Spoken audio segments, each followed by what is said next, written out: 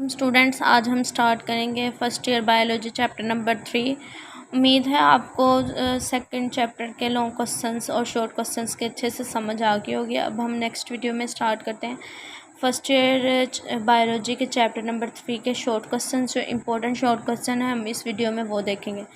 ठीक है, सबसे पहले इस चैप्टर का नाम है एंजाइम। इसमें सबसे इम्पोर्टेंट सबसे पहला जो शॉर्ट क्वेश्चन है, व्हाट इज़ कोफैक्टर। कोफैक्टर क्या है? अगर कोफैक्टर के बारे में पूछा जाता है तो आप यहाँ से लिखेंगे a non protein part known as a cofactor. ठीक है, इसकी which is essential for the proper functioning of the enzymes. ठीक है, यहाँ तक आप यहाँ से लेके यहाँ तक लिखेंगे। फिर उसके बाद नेक्स्ट आप इसके एग्जांपल में लिखेंगे कोफैक्टर्स लाइक एक Mg2 और Fe2 आयरन कॉपर जिंक। ठीक है, ये सारे आप कोफैक्टर्स के एग्जांपल में लिख सकते हैं।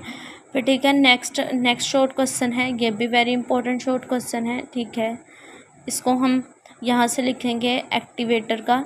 The detachable cofactor is known as activator if it is an inorganic part. ठीक है, यहाँ से लेके यहाँ तक हम अगर इसकी डेफिनेशन आ जाती है एक्टिवेटर की तो ये कंप्लीट हो जाएगी। ठीक है, नेक्स्ट है हमारे पास प्रोस्टैटिक ग्रुप। ये भी बहुत इंपॉर्टेंट शॉर्ट क्वेश्चन है।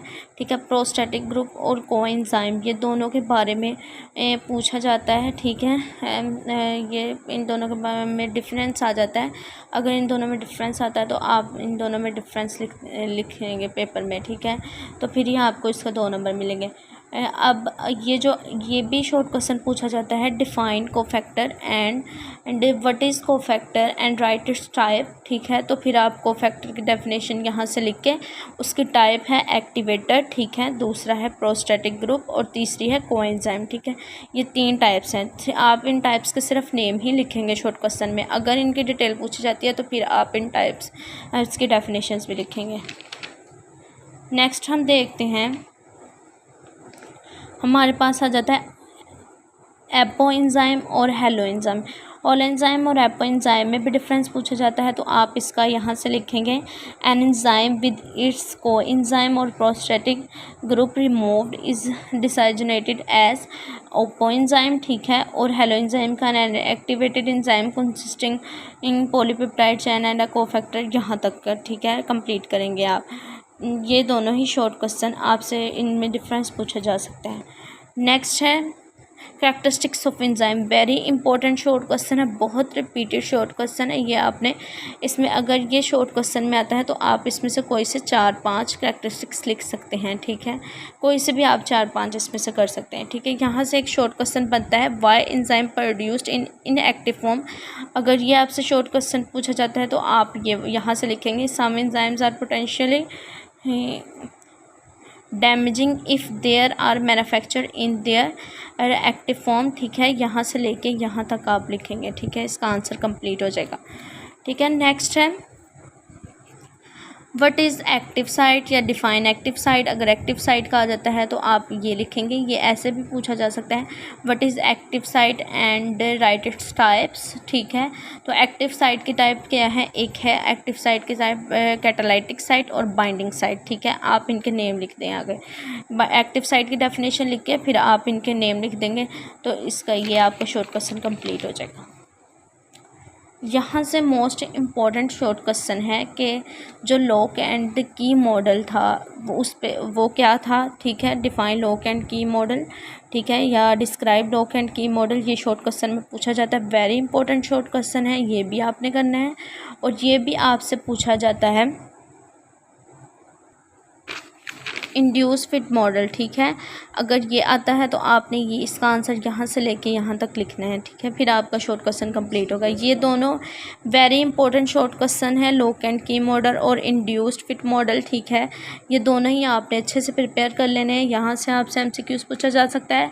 ईमेल विस्कर ने ठीक है 1890 के ऊपर पोस्ट किया था लॉक एंड की मॉडल। ठीक है, ये आपसे पूछा जा सकता है। ठीक है, इस मॉडल की बेस क्या है आपने फिर ये लिखना है। व्हाट इज़ लॉक एंड की मॉडल अगर आपसे पूछ लेते हैं तो सबसे पहले आप ये लिखेंगे according to this model as one specific key can open only a specific lock. ठीक है, यहाँ से लेके यहाँ तक लिखने के बाद फिर आप यहाँ से लेके यहाँ तक लिखेंगे तो आपका आंसर कंप्लीट हो जाएगा।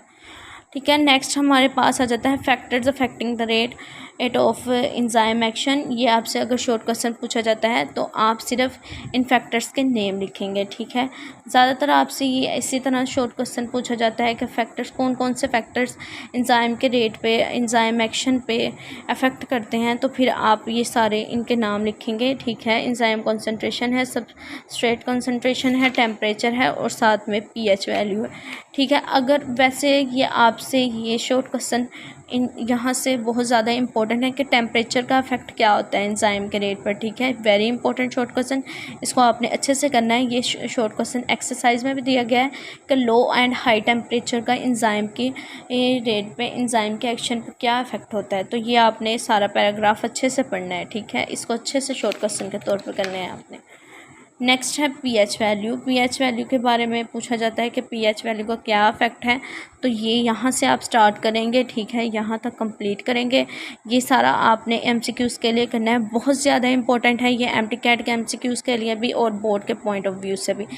ये इनकी आपको जो ऑप्टिमम pH है वो अच्छे से याद होनी चाहिए कि किस एंजाइम के क्या ऑप्टिमम pH है। नेक्स्ट है वेरी इंपॉर्टेंट शॉर्ट क्वेश्चन हमारे पास आ जाता है इनहिबिटर्स। इनहिबिटर्स क्या होते हैं, ठीक है। अगर इनहिबिटर्स के बारे में शॉर्ट क्वेश्चन पूछा जाता है तो आप यहाँ से लिखेंगे an inhibitor is a chemical substance, ठीक है। यहाँ से लिखेंगे आप इसकी डेफिनेशन। वैसे यहाँ तक कंप्लीट हो जाती है, साथ में आप एग्जांपल भी देंगे, ठीक है। एक दो एग्जांपल दे दीजिएगा साथ में, फिर आपका एक शॉर्ट क्वेश्चन प्रॉपर रेडी हो जाएगा, ठीक है। नेक्स्ट इसकी टाइप्स में से ऐसे पूछा जा सकता है कि right the types of inhibitor, तो फिर what is the type of inhibitors, तो आप ये लिखेंगे रिवर्सिबल और रिवर्सिबल, ठीक है। उसके बाद ज़्यादातर इनमें दोनों में डिफरेंस पूछा जाता है, तो आप इनमें डिफरेंस अच्छे से कर लीजिएगा, ठीक है। बहुत इंपॉर्टेंट है ये भी। और कम्पिटिटर इनहिबिटर और नॉन कम्पिटिटर इनहिबिटर, इनमें भी डिफरेंस बहुत ज़्यादा इंपॉर्टेंट है। ये भी आपने शॉर्ट क्वेश्चन के तौर पे करने हैं। दोनों के अंदर डिफरेंस पूछा जाता है, तो आप शॉर्ट क्वेश्चन के तौर पे दोनों को लिखेंगे, ठीक है। ये भी दोनों में शॉर्ट क्वेश्चन, ये भी दोनों शॉर्ट क्वेश्चन के तौर पे आते हैं। आप इनमें भी शॉर्ट क्वेश्चन के तौर पे डिफरेंस याद कर सकते हैं, ठीक है। और ये आपको सेपरेटली भी कोई पूछ सकते हैं कि व्हाट इज़ कम्पिटिटर इनहिबिटर या डिफाइन नॉन कम्पिटिटर इनहिबिटर, आपको ऐसे पूछा जा सकता है, ठीक है। ये हमारा चैप्टर आज फिनिश हो गया है, ठीक है। नेक्स्ट हम इस चैप्टर में से, आपको पता है लॉन्ग क्वेश्चन बोर्ड में नहीं आता, तो इसलिए हम इस चैप्टर को सिर्फ शॉर्ट क्वेश्चन के तौर पर रेडी करेंगे, ठीक है। उम्मीद है आपको अच्छे से समझ आ गई होगी। अगर आपको मेरी वीडियो पसंद आई है तो please like, subscribe and share कीजिए। तब तक के लिए अल्लाह हाफिज़।